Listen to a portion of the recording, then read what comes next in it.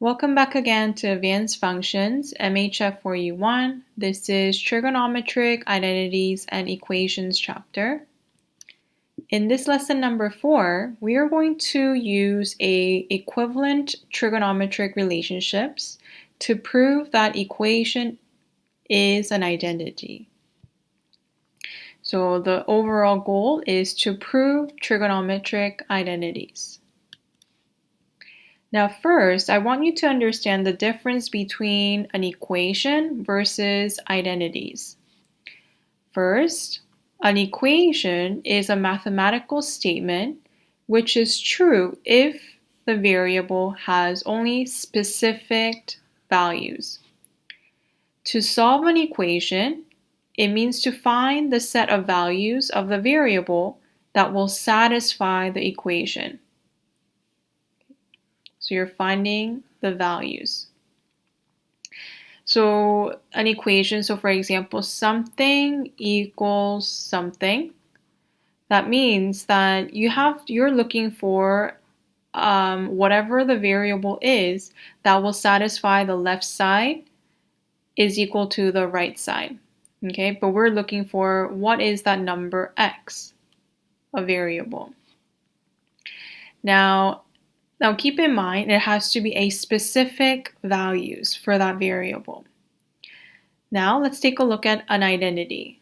An identity is a mathematical statement which is true for any values of the variable. To prove an identity, it means to start with one side, and apply an algebraic rule until the other side is reached. So the biggest difference that you will notice between an equation and an identity is that there is only a specific one answer for an equation, but there are many values of that variable in an identity. And usually the question will be solve an equation. But on the other hand, they will say prove an identity. Prove means that you want to show that the left side is equal to the right side. And your goal is to tackle only one side. Now first, let's take a look at Pythagorean identities. So Pythagorean identity, the first one which we looked at before, is sine squared x plus cos squared x is equal to 1. Another Pythagorean identity is using a tangent and secant. And another one is the cotangent with cosecant. Okay. Now you can rearrange these terms to when you're doing a proving, or you can use as it is. Now second type of identity is called a reciprocal identity. We know that for tangent is equal to sine over cosine. For secant, which is a secondary ratio, is 1 over cosine. Cotangent is technically, it's 1 over tangent. So then tangent, I can replace it with sine over cosine, which becomes cosine over sine. And then cosecant is equal to 1 over sine. Next, we have a double angle formulas that can be used for identities. Keep in mind for cosine, there are 3 options. And there's one option for sine, double angle, and tangent double angle formulas. Okay, another formulas to keep in mind, which we learned in the first class, is sine and cosine addition and subtraction formulas.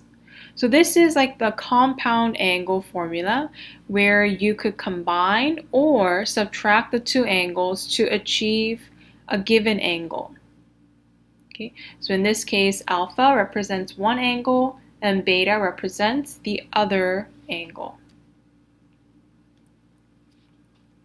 Now here are some of the 5 tips to help you how to prove a trigonometric identity. Number 1, you want to choose the more complex looking side to simplify first. So you have to choose either the left side or the right side. Number 2, try to write all the expression in terms of sine and cosine.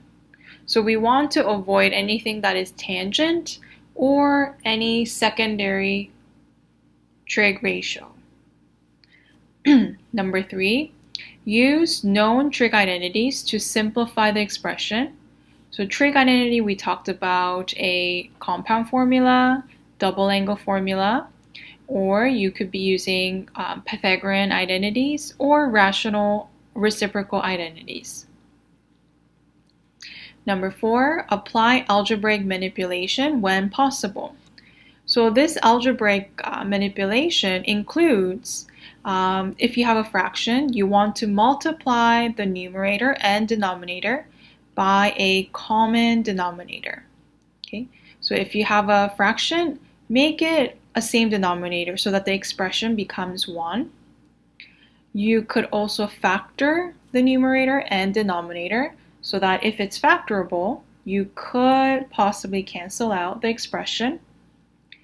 And if there's nothing else that you could do, then you could multiply the conjugate expression, whether it be numerator or denominator. Number 5, the last step is when the left side equals the right side. So when you're done, you must write therefore left side is equal to right side to prove that the identity is the same.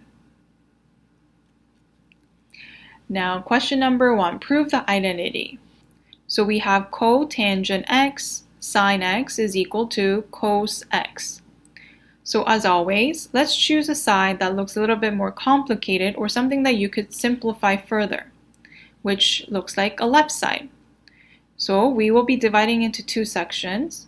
Okay, so there's invisible the line between where the equal sign is. So let's tackle the left side. So cotangent x, I could replace it as 1 over tangent x sine x. But like I said, we want to change everything into sine and cosine as much as possible because our goal is to look like cos x. So I will be flipping this using sine over cosine. So 1 over tangent is cosine x over sine x times sine x. And you'll notice that sine and sine cancels out. Numerator times the denominator. So you're left with cos x, which looks exactly like the right side. Therefore, left side is equal to the right side. Number 2. So we have 1 plus tangent squared x is equal to secant squared x. So let's decide, am I going to tackle the left side or the right side? So it's better to tackle the left side because we have an expression, 2 terms versus 1. So again, I'm going to simplify. So I want it to look like secant, so it's like trial and error. So what I'm going to do is I'm going to change tangent to 1 plus sine squared x over cos squared x. Okay. Now, so we have a fraction. So I'm going to make a same fraction. So for 1, I could replace 1 with cos squared x over cos squared x, right? So I'm multiplying top and bottom with this plus sine squared x over cos squared x. Now we can combine the 2. So when we're adding, we have a same denominator, so you can add the top. It's going to be cos squared x plus sine squared x.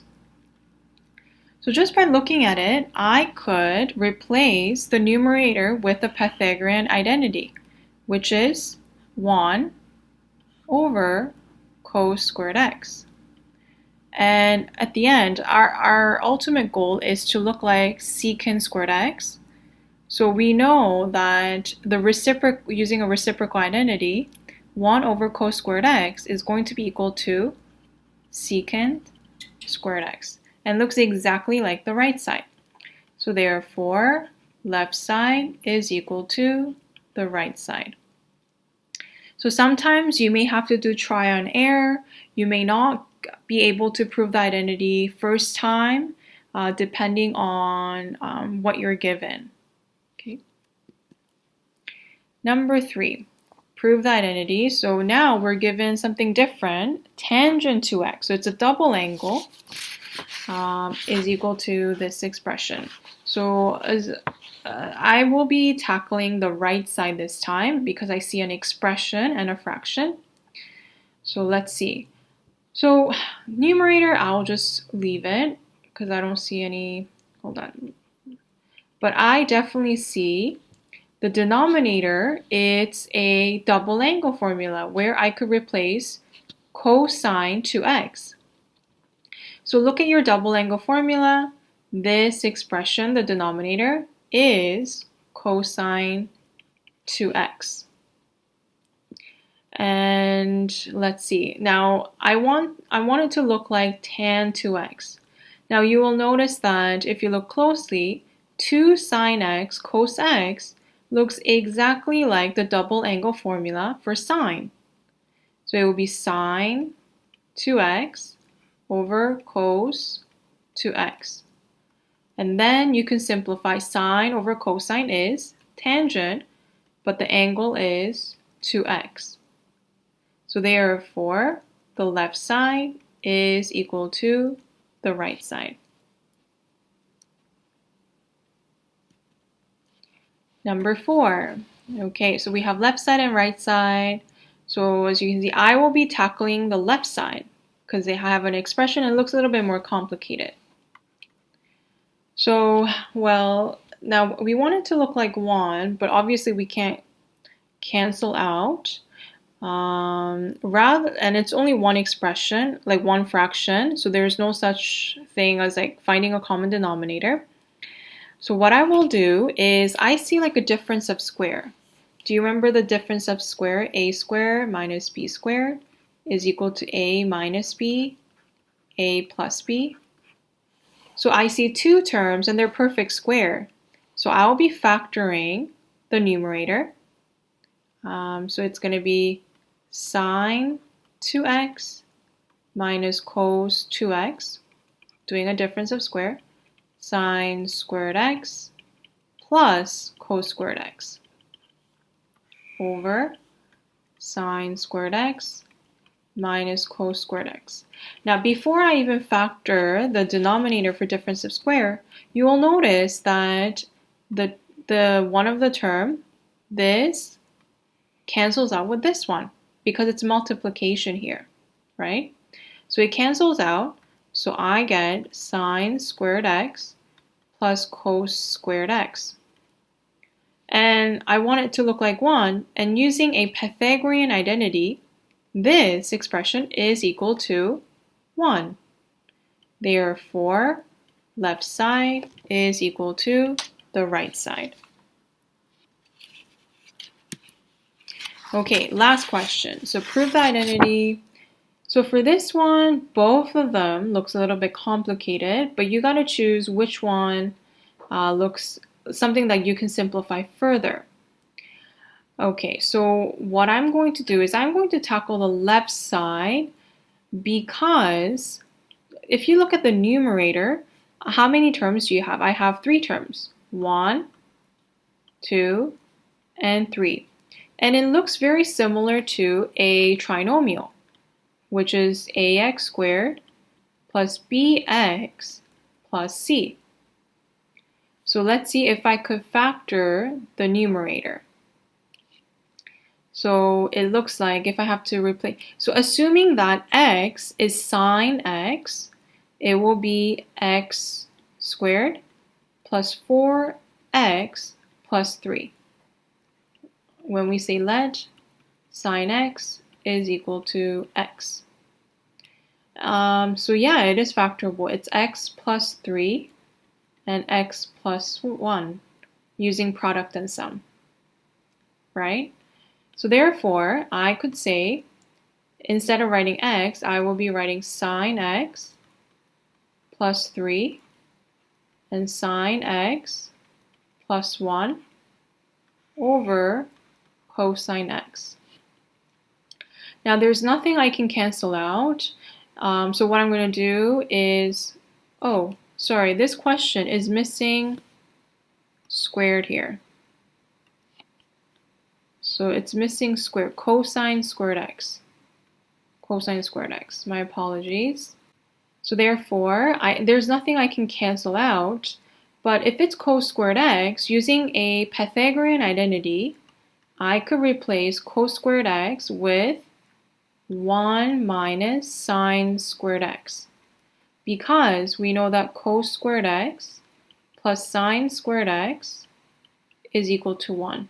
So I rearranged it so that I have like a same variable of sine rather than a different variable of cosine.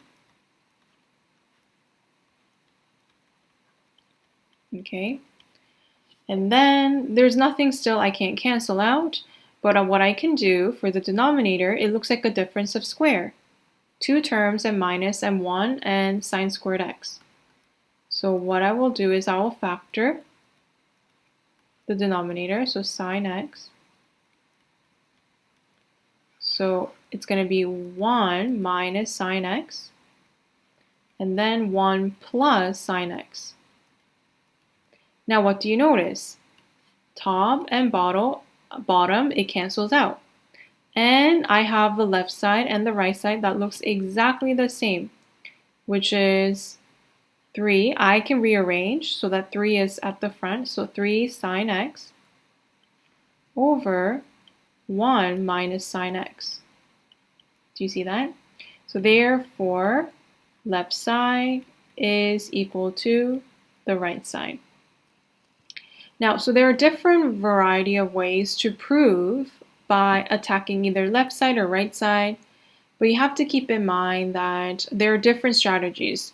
One way is to make different terms, combine it into one fraction by finding a common denominator. Or in this case, if it's factorable, you could factor it out and cancel out the top and the bottom.